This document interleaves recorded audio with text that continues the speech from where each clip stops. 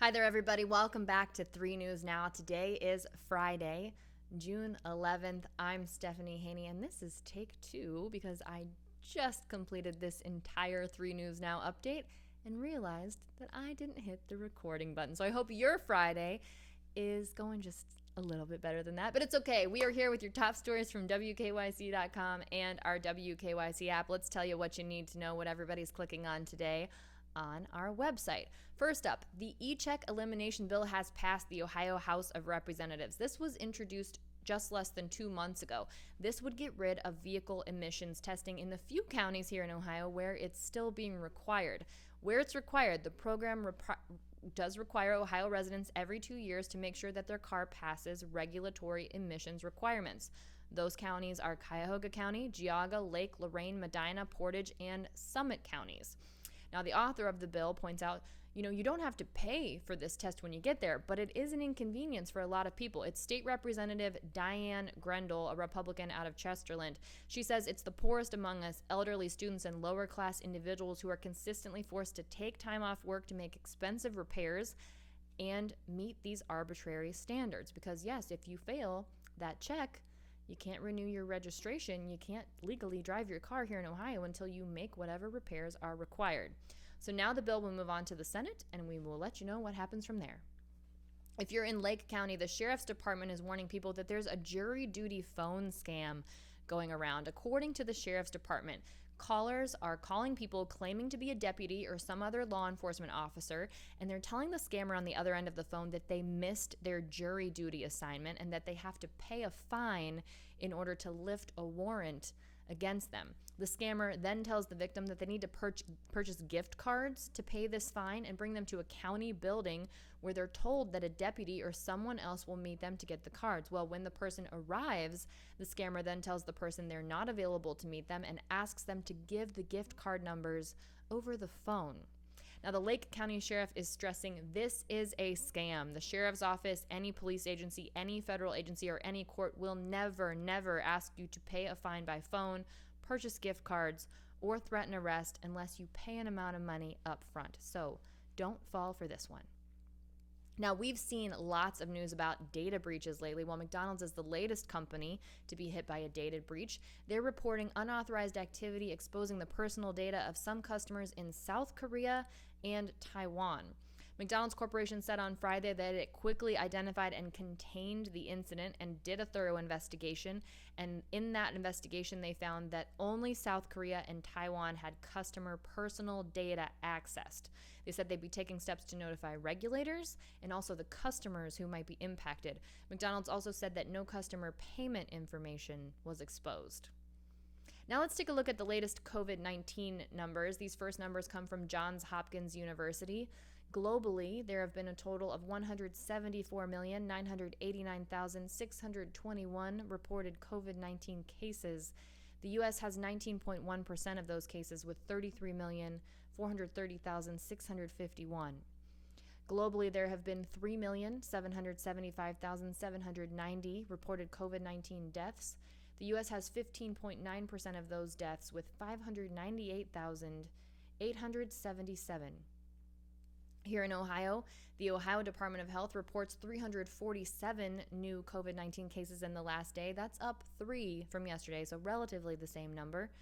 Remember Governor Mike DeWine saying he wanted us to be at 50 cases per 100,000 to lift those health orders? Well, we've now surpassed that. We're now at 36.7 cases per 100,000 residents. And in the last week, we have seen 70 more reported COVID-19 related deaths, according to the Ohio Department of Health, with that total number here in Ohio being 20,091. In the last day, there have been 59 new hospitalizations related to COVID-19, with 448 people in the hospital right now being treated for it. 130 of those people are being treated in an ICU. We've seen 8 new ICU admissions in the last day. We don't have updated vaccination numbers for today because those have not yet been posted by the Ohio Department of Health on coronavirus.ohio.gov.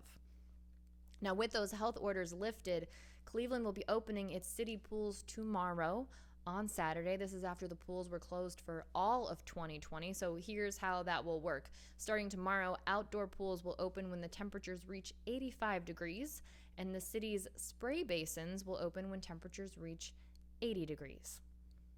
Now, if you like reality TV, if you like competition shows, and if you like home gardening, and if you like Ohioans doing cool things, you're going to want to watch Discovery Plus's new show, Clipped, because there's a Youngstown native competing on the show. His name is Mike Gibson, and he's one of several people battling it out in this new show that features Martha Stewart as one of the judges. Now, this show is all about landscaping and hedge trimming, and it's called Topiary. It's got 6 episodes, and what they are doing on the show is they're really creating beautiful sculptures and works of art, from trimming hedges and flowers and all kinds of beautiful gardening techniques. This is produced by HGTV.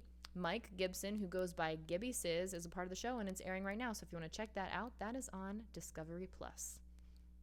And today is opening day 2.0 for Cleveland at Progressive Field. So we're taking a look at potential trade targets for the Tribe for 2021. Right now, the record is 32 wins and 27 losses. So that puts the Tribe 4.5 games back from the Chicago White Sox in the American League Central Division, and 1.5 games behind the Houston Astros for the American League's second wildcard spot. Well, we know just yesterday, the Tribe traded first baseman Jake Bauers to Seattle. So he made a quick move to Seattle, and he faced off against Detroit with them yesterday, and he's back here in Cleveland today because this 3-game homestand against the Mariners kicks off tonight at around 7 p.m. So with that in mind, the Tribe in need of some players, right? Well, one potential player that could be looked at, because, mind you, the Tribe traded Bauers to Seattle, but who they're getting in return hasn't been named yet. So one potential, Mitch Haniger. He's an outfielder for the Seattle Mariners. He's a former All-Star, and he's currently making an affordable salary, which makes him a desirable candidate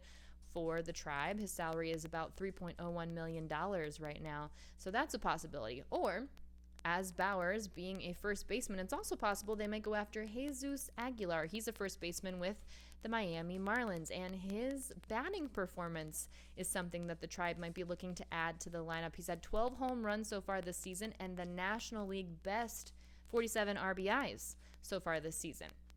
For more potential trade targets, check out Ben Axelrod's piece on WKYC.com. And as we said, it is opening day 2.0 at Progressive Field. So you've got to check out this video that we have of 3 News' Austin Love doing his best at Progressive Field. He is racing the classic hot dogs, ketchup, mustard, and onion. This is something that you see at the home games if you're familiar with going to the Tribe games. There's a little bit of a rivalry between Austin and ketchup. So we see how that turns out. I won't give you any spoilers, but it is definitely worth watching. If you are going to the game tonight, what you will find there are $2 beers, $1 hot dogs, and there will be fireworks after the game. The opening pitch is scheduled to go out at 7:10 p.m. Here's a reminder for you, too. My latest 3 Things to Know with Stephanie Haney podcast out right now. It's covering the making of Bomb City, USA, which is the true crime mafia podcast that maybe you didn't know you needed, but that comes to you from our 3 News investigator, Rachel Polanski. She talks with me about how she landed exclusive interviews with people who have never talked about their experience with the Cleveland mafia scene before, including the FBI agent who was integral in getting one of those key players to flip and bring down mafia bosses here in the Cleveland area. She also talks to me about what was the most shocking for her while she was listening to all of these old interviews and talking to these people, including an anonymous interview with a person who was very close to the mafia here in Cleveland. It's called Bomb City, USA because at that point in time, the Cleveland area had the most bombings, closely tied to the underground crime world that was happening here in the city. So you want to check that out. Make sure you search for 3 Things to Know with Stephanie Haney. Wherever you get your podcasts, you can find that. The podcast that's dropping next is all about cryptocurrency. So you can watch for that on Monday. And that's it for your 3 News Now update today for Friday, June 11th. I will see you next up on What's New with your trending stories in the Clicking in Cleveland segment. And make sure you tune into that on the WKYC app if you're not watching it on traditional old TV. You can also watch it on WKYC.com. We have some fun things going on today with it being opening day 2.0 at Progressive Field. We'd love to have you with us. We will do our best to bring you there if you're not able to get there yourself. A fun time will be had by all. And I will see you back here on Monday for more 3 News Now. Between now and then, everyone, stay safe, be well, have a wonderful weekend, and I'll see you back here on Monday.